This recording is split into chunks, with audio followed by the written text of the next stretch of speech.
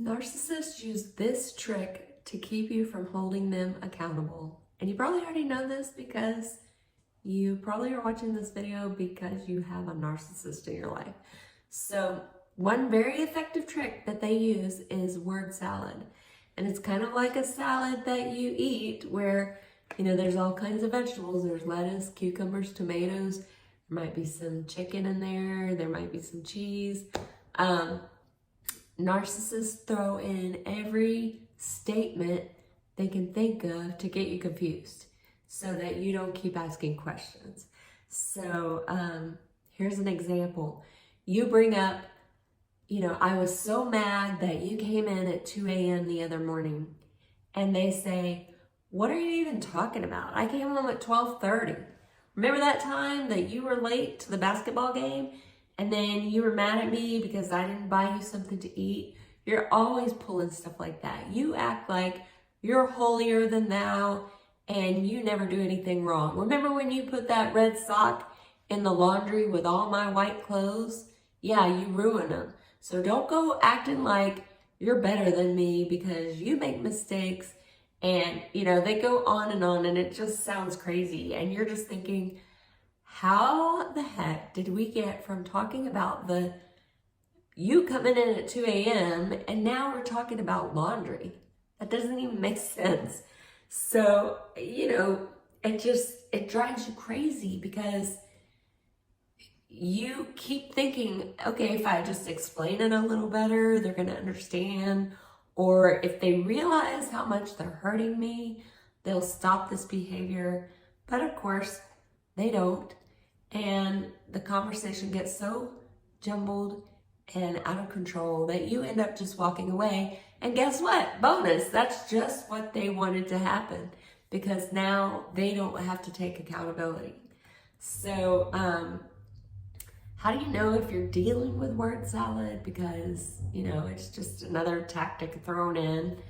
There's a few telltale signs that can help you know that you are, you've just been bombarded with word salad during an argument. So number one, you are confused. So just like we talked about, how the heck did we get from talking about you coming in at 2 a.m. to laundry? That doesn't even make sense. Number two, you end up defending yourself. You start saying, that was an accident with the laundry. I didn't mean to do that. It just was stuck in your clothes. I wouldn't do that on purpose. And by blame shifting, the narcissist gets all the attention off of them and onto you. And that way, they don't have to take responsibility again. They're adding to your confusion. Okay, and then number three, you find yourself trying to find better ways to explain that what they did was wrong. So, you're thinking if I just use the right words, they'll get it. You end up explaining the basics of human behavior. And this is a grown-ass adult. Why do you have to explain to them what decent human behavior is? He could have called. He could have come in earlier. He could have taken a separate car from his friends, whatever. You shouldn't have to explain that. Number four, they never apologize, but you do. So, they don't say, I'm sorry for coming in at 2 a.m. This is what happened. I, will not do it again. I'll call you next time, whatever. But you end up apologizing for the sock that accidentally got in their laundry or the time that you were late to the basketball game because you're a decent human and you know that that's how it works. When you do something wrong, you apologize, even though it's something that happened a long time ago. And again, that it just gets the attention back on you and off of them. So they play the victim, you're the bad guy, and it's frustrating because you think, why am I the one apologizing? All right, I believe we're on number 5. You give up bringing up any incident because it's so frustrating.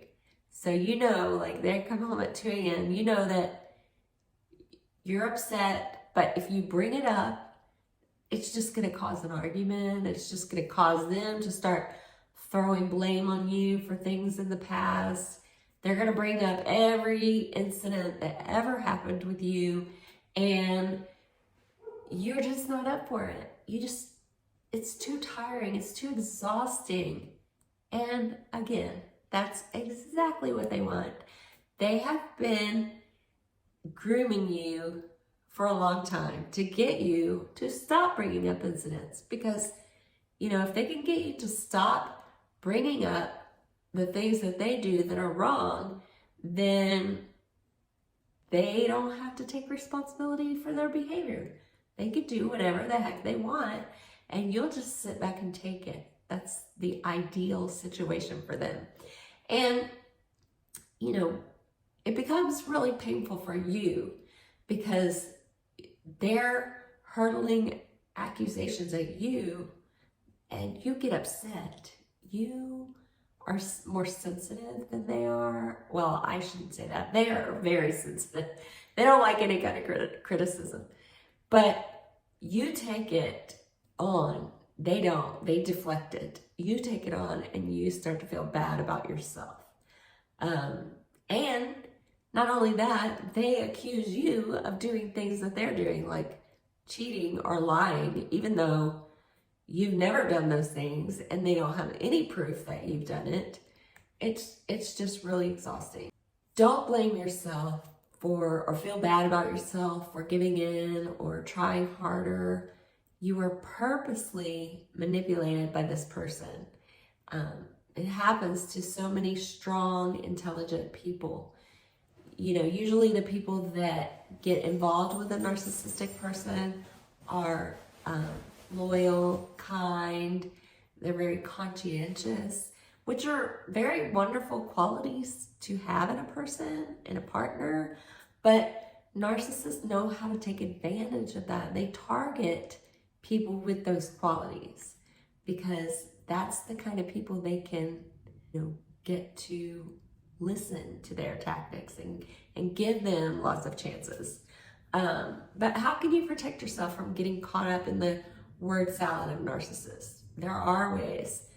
Number one, don't defend yourself. Don't start saying, well, I was late for the basketball game because I got stuck in traffic, and I put the red sock in the laundry because it was stuck inside one of the shirts. Don't defend yourself, because they will just keep pounding into you. They will keep throwing out accusation after accusation. They'll go way back years to bring up all the things you've ever done wrong. So don't even defend yourself. It's not worth it. It's not going to go anywhere. And then also stay calm and keep your emotions under control. So I'm sure you've heard gray rock. Gray rock is where you act like a gray rock. You're just going to, keep all the emotions out of your voice. So realize this is not about anything you did wrong. When you lose your temper or cry, that's how narcissists get their narcissistic supply. So one of my exes even told me, I needed that from you. I needed to see you get upset or cry because that let me know that you cared. And so a normal relationship, they don't feel that way. They don't want to see you upset. They don't want to see you cry. But a narcissistic person does. Okay, next, don't explain basic human behavior. If you find yourself telling someone that they should have called you when they were going to stay out until 2 a.m., that you were worried, that, if you find yourself going through the steps, this is what you should have done, blah, blah, blah. You're not their parent. You don't have to tell them how to behave. They know how to behave. They know the right way. They didn't do it because they didn't want to, and they didn't care. If they did care, they would apologize and they would vow to do better, and they would show better behavior next time. Think about somebody you know and trust and just the nicest, most giving person in your life. Would they behave that way if you accuse them of not calling you and coming in too late? No, they wouldn't. They would say, I'm sorry, I lost track of time, or, they would tell you a reason that it happened without making excuses. They would apologize and do better. And then also have healthy boundaries. So we all know that when you set a boundary with a narcissist, they just walk right over it. They don't care about your boundaries. But when you have healthy boundaries, it sends a signal to your brain that, these are the behaviors I expect in my relationship, and this person is not valuing my boundaries. This person is stepping right through my boundaries. This person doesn't care. And the more that happens, the more that you see that this person is not changing. They're not going to care about your values. And so, boundaries are not for the other person, they're for you. They teach you how to care for yourself. All right, you have a right to a healthy mutual relationship. And if you can't bring up hurtful incidents with this narcissistic person that's throwing out word salad and all these other tactics that keep them from taking accountability for their actions, then you need to get support for yourself, because a narcissistic person is not going to change no matter how well you explain yourself and no matter how much they see you hurting. They just will never be accountable for their actions. So you will need other trusted people in your life that can be there to support you, whether that's friends, family members, support groups in your area. You need the honesty, the empathy, and the understanding from other people. So find a therapist, find a coach. I have one-on-one appointments available, and I also have a group a group program that is coming up in April, and so look for that. It's Becoming Conscious. It's open now, but I'm going to launch it in April, so there will be more people in there with you. So look out for that. And that's it. So thanks for joining me this week, and I'll see you in the next video. Bye.